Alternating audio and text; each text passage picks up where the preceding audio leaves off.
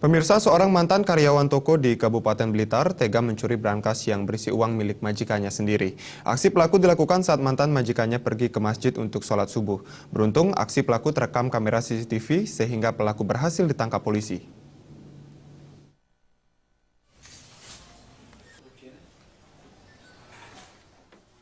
Inilah barang bukti brankas yang dicuri oleh Muhammad Sobir, 45 tahun, warga desa Bakung, Kecamatan Udan Awu, Kabupaten Blitar, yang saat ini diamankan di Mapolsek setempat.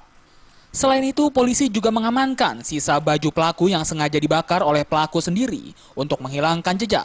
Dalam rekaman CCTV, pelaku terlihat tenang memasuki rumah korban, Hoirul Anam, warga setempat. Dari rekaman CCTV, pelaku berusaha mencari kunci lemari dan berusaha mengambil barang-barang berharga milik mantan majikannya tersebut. Selanjutnya, pelaku membuka kamar milik korban dan langsung mencari brankas yang berisi uang puluhan juta rupiah. Usai mengambil brankas, pelaku keluar kamar dan langsung kabur. Di hadapan petugas, pelaku nekat mencuri uang karena himpitan ekonomi. Pasalnya, setelah dipecat oleh mantan majikannya, pelaku menganggur. Dan hasil dari mencuri uang milik mantan majikannya dipergunakan untuk membayar hutang. Ya, terus saya masukkan di lubang sampah. Terus spontan saya punya, ini yang membuat saya berbuat yang nggak benar gitu, terus saya bakar semua. Maksudnya itu untuk menghilangkan, maksudnya ini yang membuat saya tidak benar, makanya pakaian itu sama dibakar sekali. Iya. Juta.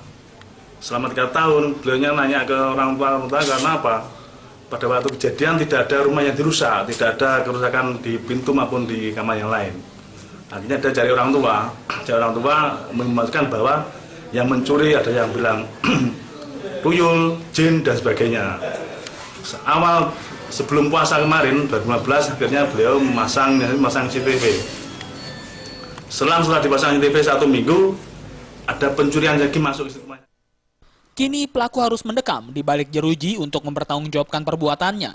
Pelaku akan dijerat dengan pasal 363 KUHP tentang pencurian dengan ancaman hukuman 7 tahun penjara. Dari Blitar, Jawa Timur, Hoirul Abadi melapor.